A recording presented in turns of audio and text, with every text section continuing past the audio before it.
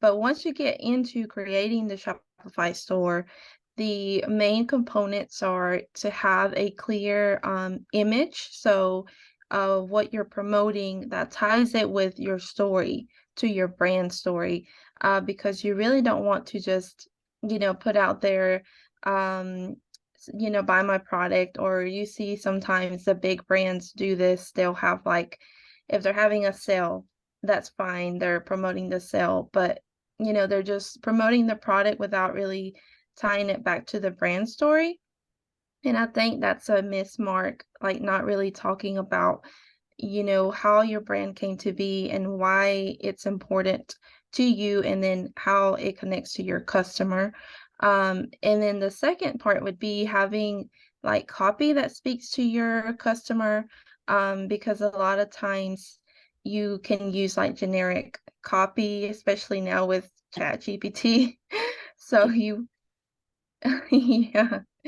Yeah, so you want to make sure that you're actually speaking to your customer, like doing some research, seeing what speaks to them, what words they use on your Shopify store, and then having clear call to actions so that they're actually taking the action to look at your products, find your products, and eventually like add to cart and check out. Okay. So what I'm hearing from you is that you need to make sure that you actually share your story. So it's not just like, hey, here, come buy my thing. It's like really about like what went behind it to make it happen. Really have clear call to actions. And then for your products, it's also a lot about like your branding and how you present your products, and really being able to like communicate like what this is going to do for your client in words that your client understands. So like, for example, like I'm a hairstylist, so I can't say like porosity. They're like, what is that? You just lost me, right? So I have to, instead of being my little hairstylist self, or even like as beauty professionals, we get so lost in that, like, I must sound professional. We forget, hey, our clients did not go to school. They're not doing continuing education to learn all this information. So how can we connect at a level and in a language that they understand? Which is Right. probably why my Shopify didn't work. So let me tell you a little bit of my story, why I'm so excited to have you here. I tried building a Shopify store 3 times, okay? 3 different years. It gave me a migraine. It took a month to do, and I did not know those 3 things. So to all my audience, you guys are already, like, all of you are already ahead of me, okay? So it was just so much work. I didn't understand what I was doing. And that's why I really wanted to have you today, because building a Shopify store is so different from building a website for your actual service-based business. And what are some of, like, after sharing my own challenges with my Shopify store, what are some common like challenges that you see with like beauty businesses when they're trying to start their Shopify store? And like how can they overcome like those, like most of the common like mistakes that you see with beauty like Shopify stores? Yeah. Yeah, I like how you mentioned, like, obviously feeling overwhelmed and getting a headache just from trying to do the Shopify store your own self. And like a lot of that comes from like, trying to dig in and like just going at it without a plan. Which I don't know if you had a plan when you started to do the Shopify store, but Mhm. um, yes. So you kind of have to break it down into steps so that you don't get overwhelmed. So, like I was saying, the first thing is the brand identity, like making sure that it's, representing your brand well, not just based off what you like, but what your customer likes, what attracts them, what speaks to them. And then once that's done, then you're going to dig into like creating the copy is what I like to dive in after the brand identity, is diving into the copy, because you already have like the idea of who your customer is. So getting into the copy is going to be a lot easier once you have the brand identity. So quick Um, question about that, and sorry to interrupt you, Dana, because I really want to bring this home for them. So when you mean brand identity, can you break that down like simpler to us? Like what do you mean by brand identity?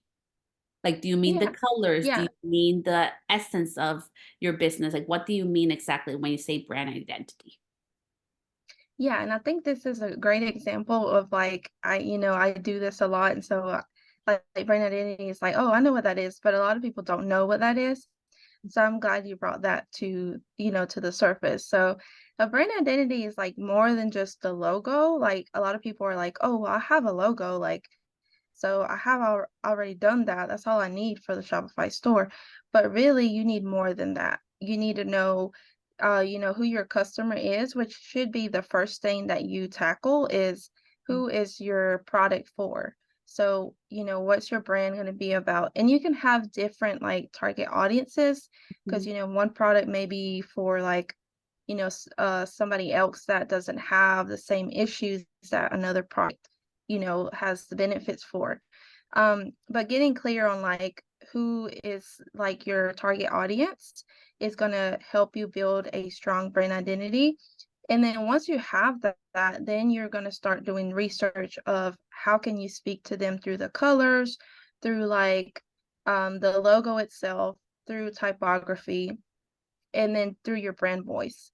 So it's like all of these things make up the brand identity. And like you said, the essence of what people see online and how they perceive your brand is going to make up the brand identity. So I don't know if that answered your question. It did. Thank you. Yeah, I just wanted to make sure to really break it down because I know, like, I've been like tweaking and redesigning my website for the past like years, even the last 4 years when I had somebody redo it, it wasn't converting as much. So I had to like redo a lot of things. So I know what it is and I take a lot of education on it. But I think it's so important that I always like break it down to like simpler terms, especially when a lot of us, like for Shopify, like, although I had all this knowledge in tech, Shopify really got me. Yeah, I say what part of Shopify was like really just draining for you or it was just difficult? Well, for me, which I really love how like you have given them already like so much knowledge is in the part that like it's about your client, right? You need to like call to action, right? And just talking about call to action, so how can you do like call to actions on Shopify in a way that's not salesy? Because yes, I sell and I have my business and I book lots of services, but I am not a salesy person. Like I'm not pushy. And I think that's also like a big hurdle for like my audience and in our industry is like, how can I promote this product without feeling like I am just talking about this and feel like I know it has a good service and purpose. Yes, it's beautiful and it's going to hydrate me all day, but how can I do it in a way that's authentic to me and that doesn't annoy my customer? Yeah, and that kind of goes back into the brand identity itself. But when you're like promoting your products on your Shopify store or anywhere that's online, you have to tie it to the story. So like give them a story of like, I really believed in, that I really like to use this example for like skincare products, Mhm. because a lot of like in my younger years, I battled a lot with like my skin. And so when someone uses the story of like, I created this product because I was tired of like breaking out and my skin being all blotchy and red, that draws me in to buy that product because I'm like, oh, it worked for them. They care that much about skincare, so I want to buy it now. Versus if you see something in the store, you don't really know the story, how and why it was created. So a lot of people are going to buy it more because they can relate to you. So make your product relatable, in a way that's really going to speak about your brand story and speak about like the benefits of it, but like you say, without being salesy. So without saying 100% natural or like, things like that. Really going deep into like why the ingredients matter if you want to go that route, Yeah. versus just, putting a whole list of things that people don't know about. That's what I always like to say, like you should be doing to promote your product that way. So I love that. It's pretty much like sharing like your own personal story of how this product came about and like why it's so helpful and how it can help and benefit them in their day to day. Because when I go to Sephora or I go to Ulta and I buy things, I don't know like who the founder is. I don't know their story. I just know I'm just buying this foundation. It's going to stay on all day. And it costs $54 and I have to suck it up and pay for it. But when we're actually doing a transaction with an actual like smaller business, I love that. Like sometimes we like overcomplicate it. And it's really about sharing like how did this come about and how can this really help somebody else. So I really love that. And in regards, since we're talking about customers, so on Shopify, what are some like what's a simple way to like enhance the experience for the user in our stores that you see Yeah, like that's a great most people question. don't do? So the first page that like people will see most likely will be either the product page because they clicked on like a Google search and they found your product. So I always say the product page is like one of the main pages that need to be like hitting the mark, and then your home page. Um, so the product page, the one way to make it like optimized, is showing a lot of imagery on like how to use the product, but also kind of like lifestyle in a way. And this kind of ties back into like photos, like imagery, and then also the product description. So putting in a little bit of like your own spin to it. So if if you talk to your customers in a way like they're Latina based, kind of speaking their language. And Yeah. then yeah, kind of using words that they would understand and that they would be like, oh, this product is perfect for me because I'm, a Latina. Um, and then also optimizing it for Google also, which I don't like to like go too far into like SEO, but Yeah, it is important. it is very important. That's how you get found. Yeah. So having a balance between like speaking to your customer, and then making sure that people can search for it and find your product, um, is like one of the key elements on the product page. And then another thing would be like having a lot of reviews. If you have like screenshots of them, um, kind of uploading them to your product page so people can see like, oh, people have bought this, this is what they think about it. It kind of enforces that trust to get people to actually buy it. Um, and yeah, a lot of times people don't put a lot of reviews on their product page. Um, in a way that people can actually interact with them. I think screenshots are easier to read than like if you have the app. I don't know if you have heard of the app Judge Me. Like sometimes it has like the whole list. Oh no. Sometimes that's overwhelming. Yeah, something like simplicity, like it's our best friend, and like I love how you say that, like a screenshot, boom, you got your review right there. And so once you do all this, like what are some like effective ways to really like market or promote your Shopify store? Like let's say for example, and I'm going to use this example in general to help everybody. So I am a service-based business. I have decided to launch my own thing. And I'm going to keep using this thing because I love it. It's not mine. So I have this amazing product. Okay. I'm ready to market it. It's all on brand. How can I start promoting it when people just know me as a service-based business, as a beauty service-based business? How can I start promoting it in a way that's not super salesy or like pushy?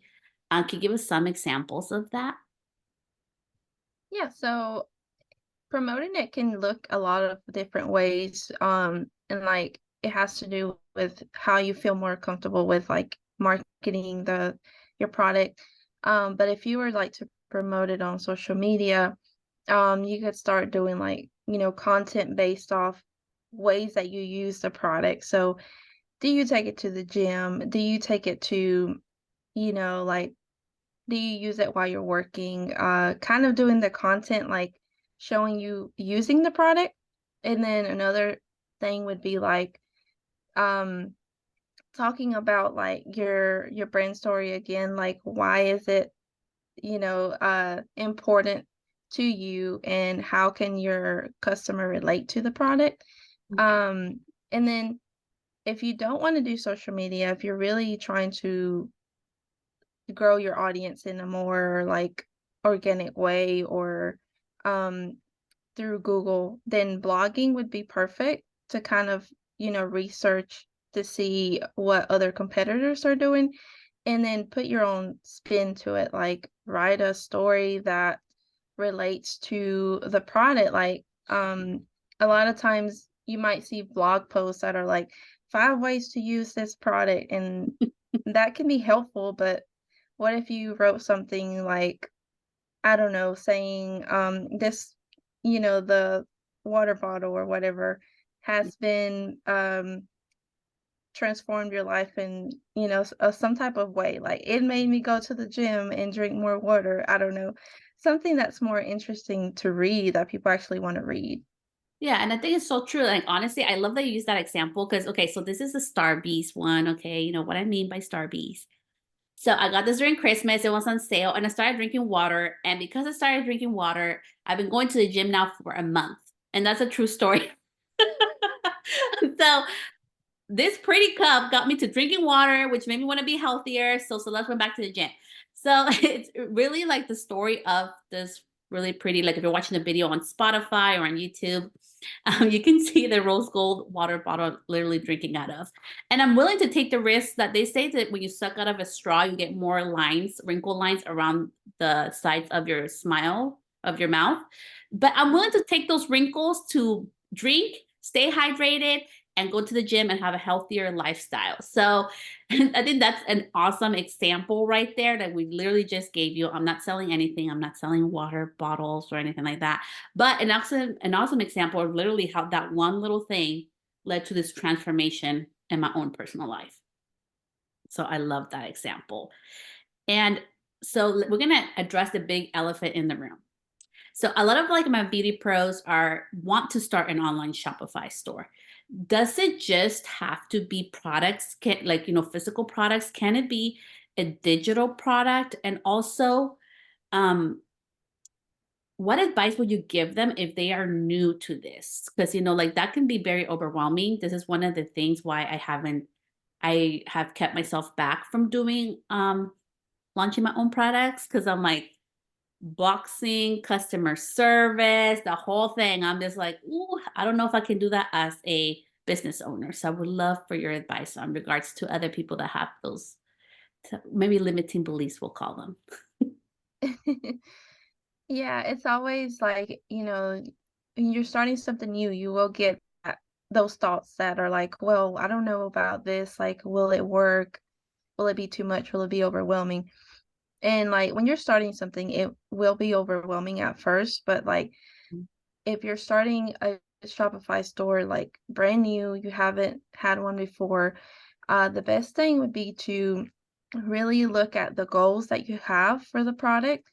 So, how many products are you going to have? Is it just going to be like, a couple, maybe five? And if it is just going to be a couple of them, that's going to be easy to start with like the products and like the images, the product descriptions, and all of that.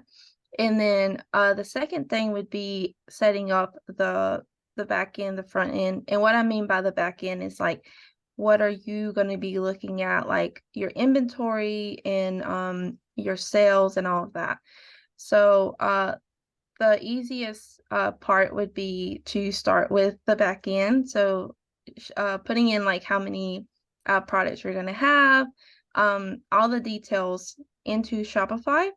Okay. That way you already have like the foundation down. You already have the setup done.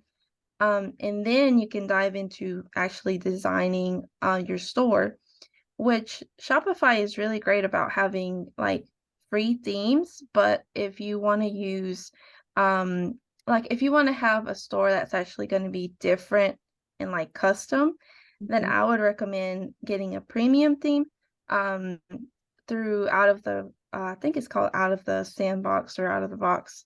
I can't remember right now. But one of the best ones is like the Flex theme because you can like literally do anything with that theme. Okay. I don't know if you've used it. I have not used it. I was cheap and I went for a $39 one. And yeah, so I tried for 3 years. I don't think Shopify and I get along. So I would love to know. how did you get into this? Because I did my own little research. I went through your content and your website. So how did you end up like actually doing this? And where does your passion come behind doing all this for Shopify and helping small businesses? Because I did also see some of the websites that you have set up, and it has like that really deep connection and meaning behind what they do. It's not just like selling a product or like there's so much more to their brand story, which I really loved, and I would love to share you with my audience. How did you get into all of this? Yeah, I really whenever I'm asked this question, I always think about me as a child, like always wanting to draw, be creative and design. And it kind of like started off with that. And then I was in the finance industry for over like 5 years. But then I had my son, and I knew I didn't want to go back to my 9 to 5, and I knew that I wanted something different. And I even went to school for like business management.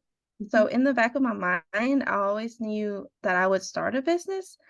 I just didn't know like what kind of business or how that was going to work.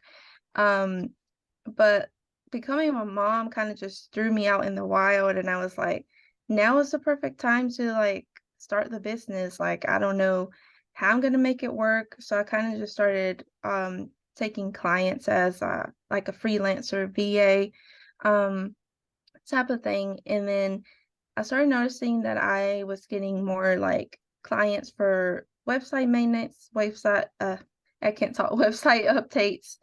And then I started with like WordPress. I really like noticed that I liked WordPress, but it wasn't really user friendly. Mhm. So then I started looking into Shopify because I started working with like e-commerce clients, and I fell in love with like just the platform itself because it's so easy to like navigate, to design and just do anything you want it to do for e-commerce. But yeah, I started in like 2021, and now we're in 2024. So yeah, it's been a little while. Congratulations. I love that. And for example, for people like me that were like, okay, like I'm busy, I don't got times to do this. I want somebody to actually help me do this. I know that's a service that you provide. Like, I know like you can't give us a specific number, but like, is there like a certain amount of money we should be thinking about putting aside to do that? Because, like I am in the mindset, like I don't do, although I'm a solopreneur, right? I have a team, right? I have independent contractors that work for my bridal business. And I always have coaches and people that help me along. I don't do this all by myself. Okay. And if I don't know, I know it's going to take hours or years of learning to do so. But like, I'm just thinking as a business owner, like if we want to start our own Shopify store, could we also put digital products in there? And also, how much money should we be thinking to put aside if we want to hire somebody like amazing like you to really help us get this launched faster? And what are the benefits of that? Yeah, so digital products are really easy to integrate into Shopify as well. And I like that you brought that up because a lot of times businesses can think that Shopify is only for product brands, like it's not for digital. And I it thought can be. It can even be used for other things like booking appointments with certain apps. So obviously, you do have to purchase the apps to integrate it to Shopify, but it can be used for that as well.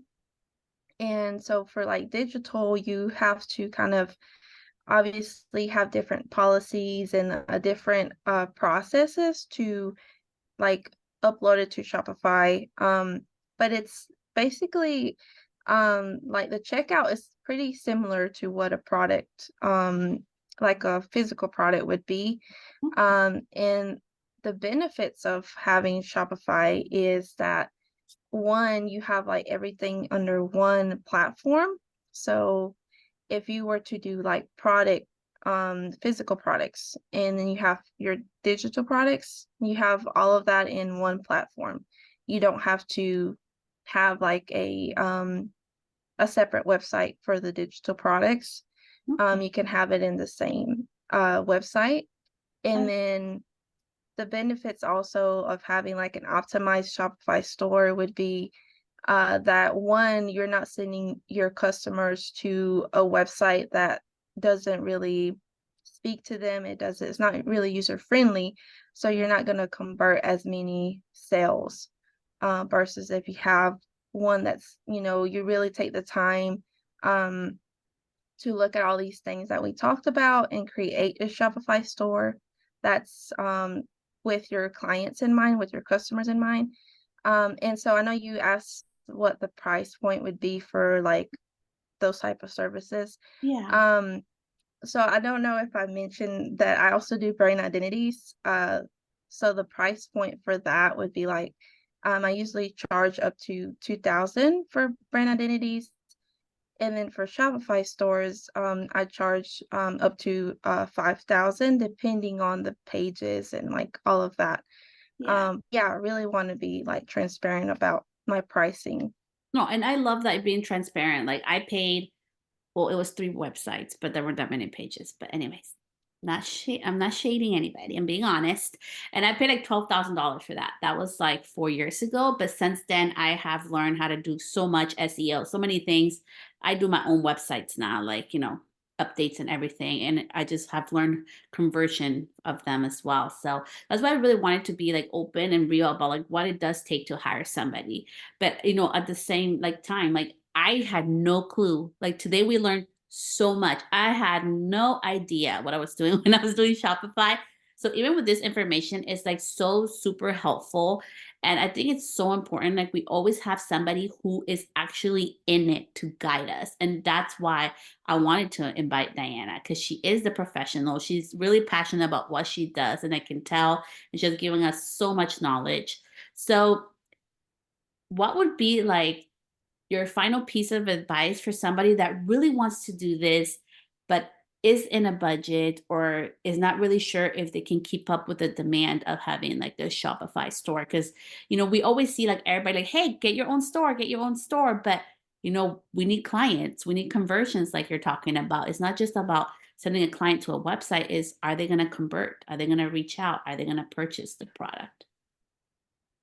Right, yeah. And I always say like if you have DIY'd your website and you feel like it's working for you, maybe not as well as you want it to, then go back to the basics of figuring out who your target audience is. Go back to finding out your brand story and like your brand identity, like I was saying. Um, and try to like do it your own because you will know your brand more than like anyone else. Yes, there's like experts like me who can help you and like make it faster, get you there faster. But if you're just not at that point where you have the budget, which I totally understand, a lot of people are starting out, they don't have that budget. So you can like do research and see what, other brands are doing, how you can be different. Really taking time to do the research is going to help you to stand out. And then if you are in the second category and you're like, well, I'm making sales, but now I want to scale and I don't know what's going on with my store or where it's not hitting the mark, Yeah. then that's when I can come in and see what things are not going right, and optimize your Shopify store so that you're not having to do, the extra work when you're already getting the sales. You're just not getting as many as you want to see. But yeah, that's what I would say is look and see who you really want to serve, who your clients are. And that's where you need to start to revamp even like your overall brand and in your Shopify store.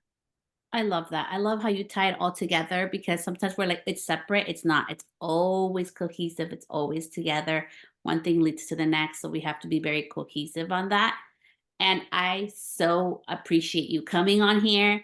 I love that you have your background in finance and design and business. And I know that you have been featured on other podcasts and, also Canvas Rebel magazine, if I could pronounce that right.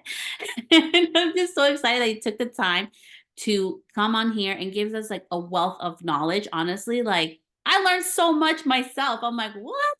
Maybe I want a Shopify store. I don't know. I don't know. But where can we find you? Where can we connect with you?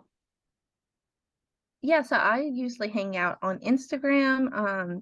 So you can find me there. My username is Simpsons_webdesign, and also on my website. So I am trying to do better at blogging. So you'll find some new blog posts. And I'm updating my website as well. So you're going to see a new website soon. But it's simpsonswebdesign.com, and you can find me there. Ask me any questions. But yeah, I'm really happy I got to chat with you today, Celeste. I know, me too. Thank you so much for being on the podcast. I really appreciate you and the time that you took to give all of us a wealth of knowledge. And I just can't wait to see your business continue to grow, and also like all the action that everybody's going to take on here today from this, like so many like amazing moments and information that you gave us. Like truly, this was amazing. So thank you. Yeah, thank you so much. I really enjoyed it.